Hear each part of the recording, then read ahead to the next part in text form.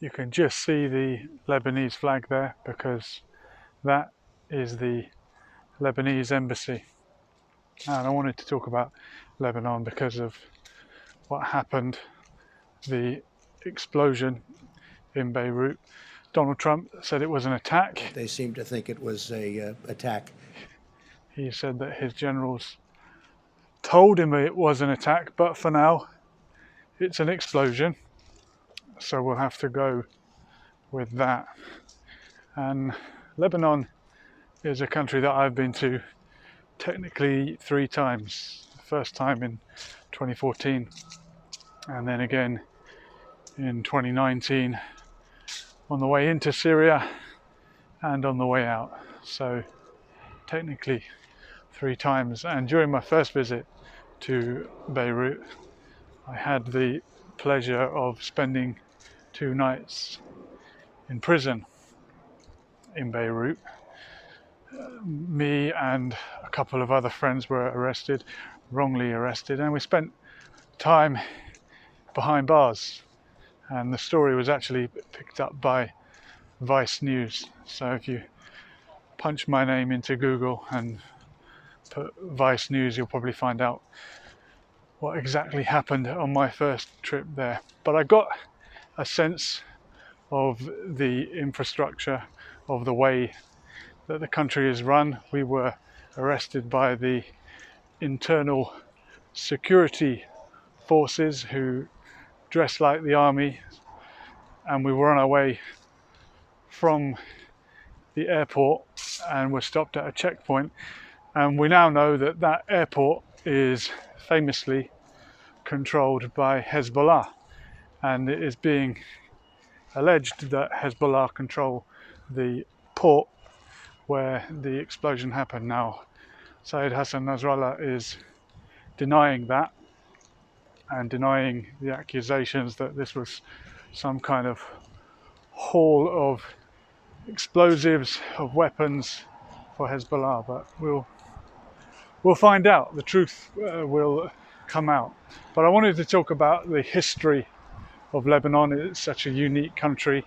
It's the smallest independent country in Western Asia, and it is an independent country because of the way in which the French and the British carved up the land in that region, the famous Sykes-Picot Agreement. Had it not been for that, Lebanon would have been part of Syria and is historically a part of Greater Syria and Balad al-Sham, as it's known in Arabic. And the pan-Syrian nationalists would have loved to have seen a single state spanning what they call Greater Syria, which would include all of modern-day Syria, all of Lebanon, parts of Jordan, all of Palestine, parts of Turkey, rather a lot of territory. So when the imperial powers carve up the land and up and leave, they tend to leave it in small pieces, and Lebanon is one of the smallest pieces they left. And initially, the French wanted to create Lebanon as some kind of a Christian enclave, a Christian majority state. And not long after independence, a census was taken and Lebanon was shown to be a Christian majority country with 51% of the population being Christian, various different sects, Maronite, Catholic being the largest sect. And because of that census that was taken at that time, ever since, due to the national pact that was agreed at the time, ever since then, the president is always a Maronite Christian. The Prime Minister will always be a Sunni Muslim, and the Speaker of the Parliament will always be a Shia Muslim, regardless of how the demographics have shifted ever since. And Christians would now be dwindling. Still a plurality, still a large ethno-religious group, but no longer the 51% that they were 100 years ago or so.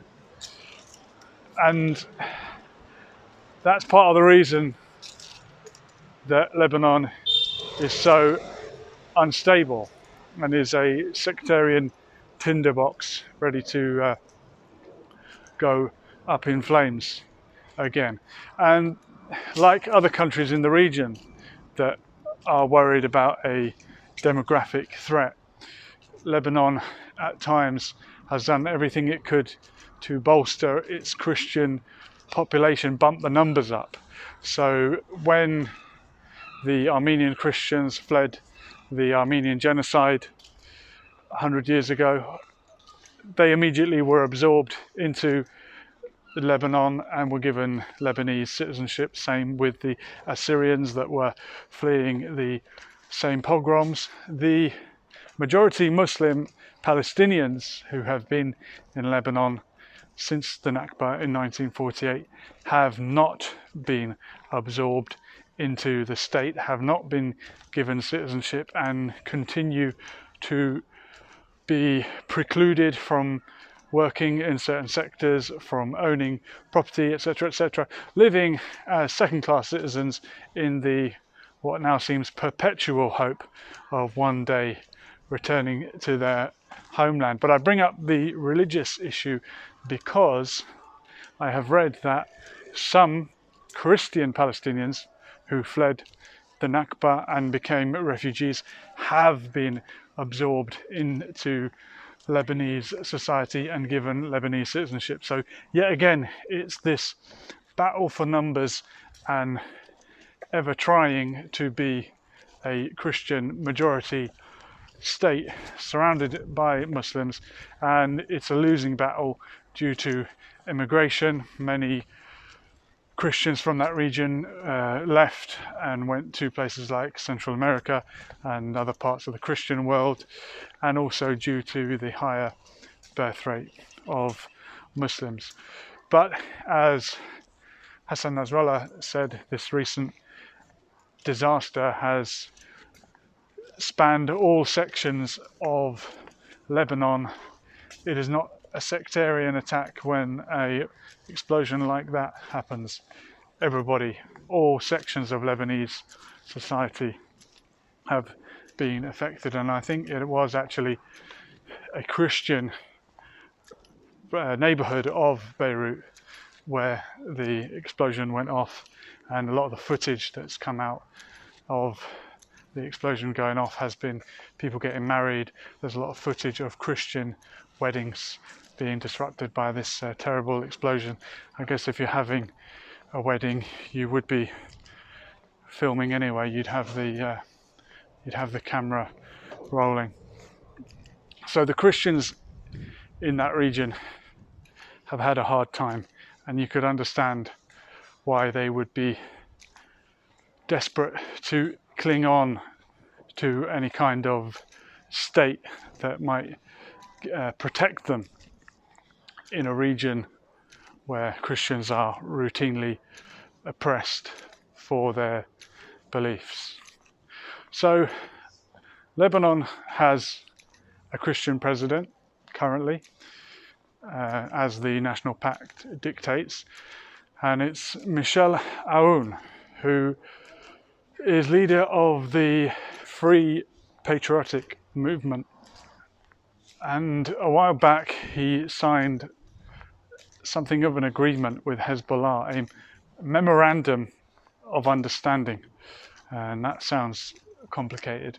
But historically, Hezbollah, who were born out of the Lebanese civil war, where the right-wing phalangist Maronite Christians had teamed up with the army from next door, the invading, occupying army, and were massacring Palestinians, Sabra and Shatila being the two famous camps where a terrible massacre took place when Ariel Sharon lit up the sky and the Phalangist soldiers went in and committed horrendous atrocities. So from that time, the Maronite Christians politically have been rivals to Hezbollah. But Michel Aoun has signed this agreement and is now turning to Hezbollah in friendship and alliance. So it's a very interesting leadership setup that they've got in Lebanon at the moment.